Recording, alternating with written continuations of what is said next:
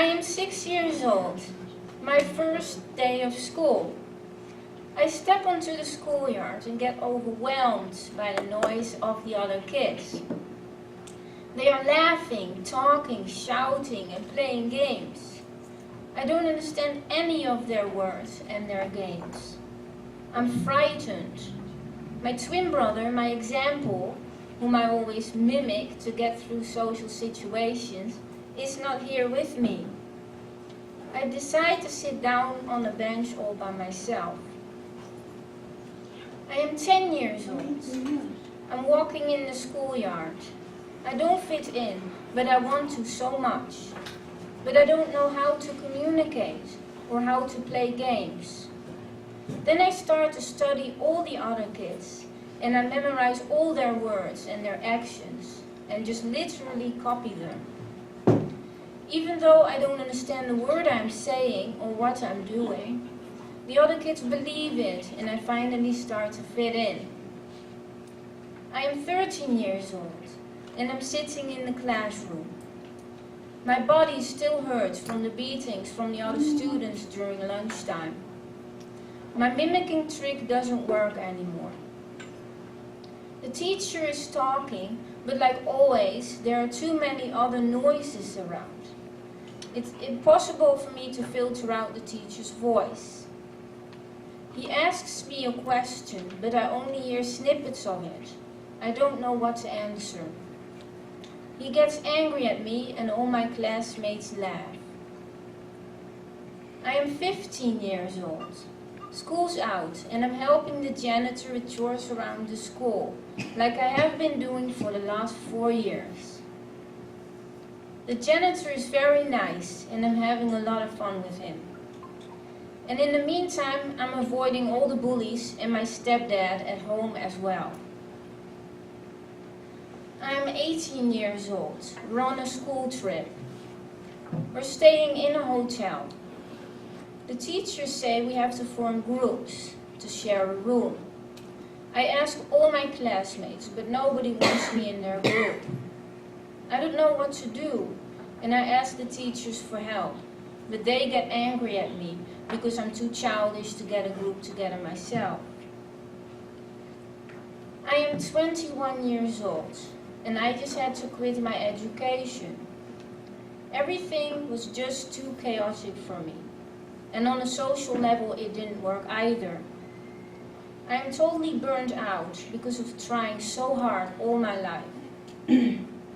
Even though I've been tested many times before by psychologists, my mom decides to have me tested once more. I finally received my diagnosis, classic autism. All the puzzle pieces fall into place, and I finally know why everything is such a struggle for me. I am 30 years old.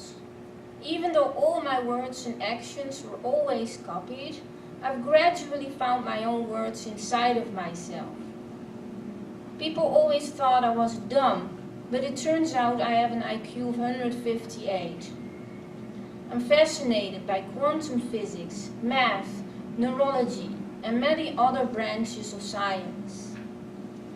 I want to have a job now, and I want to have friends and to be part of life. But no matter how hard I try, and no matter how skilled I am, things don't work out because of the social aspect. So I'm sitting at home most of the time, and I do some volunteering work way below my intellectual level. And the only friend I have is my pet parrot Pilaf. I'm 39 years old. And I'm here right now talking to all of you wonderful people. My life has changed quite a lot the last few years. 3 years ago, I immigrated from the Netherlands to Montreal with my parrot Pilaf to be with my wonderful partner Edward. I have re-established my self-esteem and I have been extremely self-analyzing in order to create a life for myself that is manageable. But when I look at my past, I see a lot of situations which autistic people shouldn't have to go through, if only there were more awareness and understanding. a huge part of my life. I and nobody else didn't even know that I had autism. But even in the years after my diagnosis, I have experienced that it's very difficult to get the right help and understanding. And it's hard to be included in everyday life. Sometimes people are afraid of the term autism itself and what it might bring along with it. So they keep you at a distance and don't give you a chance to begin with. I had that experience when I was doing an education when I was 31 years old. While being a straight A student with the highest marks of all the students and highest expectations from every teacher, I ended up in the third year as an intern in a hospital laboratory where they were afraid to let me do any tasks at all. I was only doing cleaning work, while all my classmates learned new tasks in their internships every single day. On top of that, I was bullied every day and called names, and I was told every day that I had a defect. After 3 months, they fired me with the reason that I didn't learn fast enough and that I was too inadequate, what led to the end of my education, which I worked so hard for. All the teachers who had such high hopes of me and expectations for me, they suddenly turned around 180 degrees and said it was inevitable that I wouldn't make it as an autistic person. The school didn't want to lose the support of the hospital. But I have noticed that even when people mean well, and if they do want to include me, they often don't understand what I'm struggling with exactly. If they do understand what I'm struggling with, they don't understand the reasons, so they come up with solutions that don't help. For example, when I tell people that public transportation is extremely difficult for me, they often explain to me how to get to a certain place, which bus to take and which metro to take.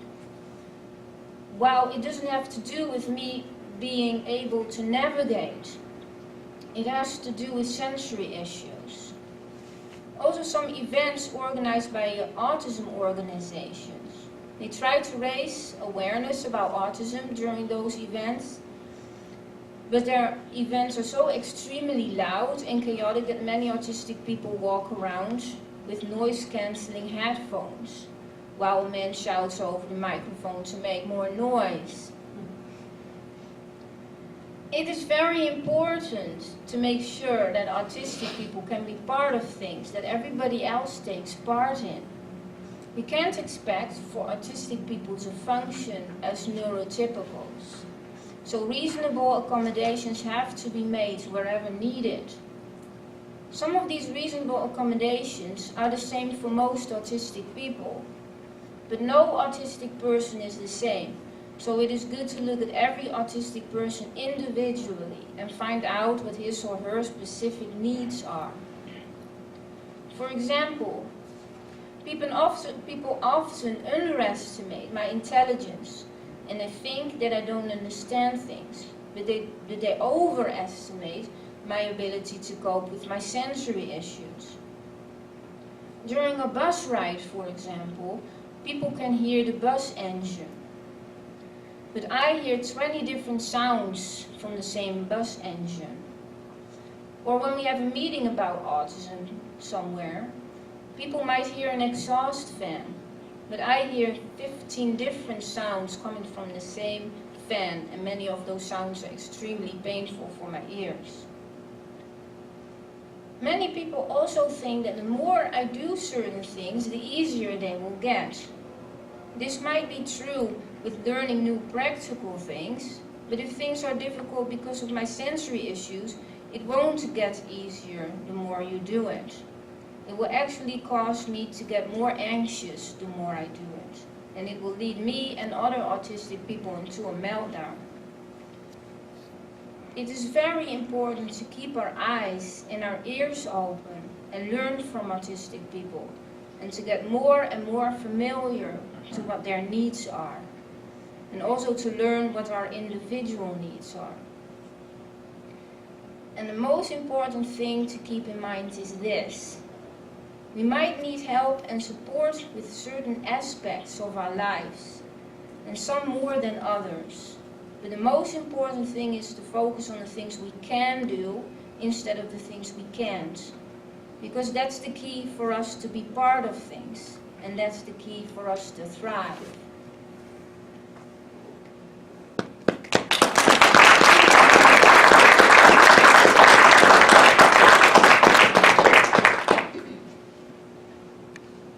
Speechless before we started. Thank you very much, Remrov. I just would like to let you know that there are packages on your tables. If you'd like to see him on YouTube, see the speech. It's Remrov's World of Autism video. It's in these packages.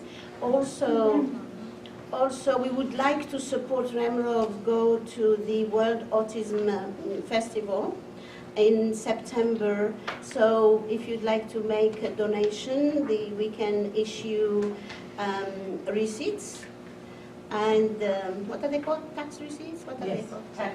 Tax receipts. And or if you want to make a cash donation, you can go and see Claudia sitting here by Thank you so much. Can I give you a hug? Yeah, sure.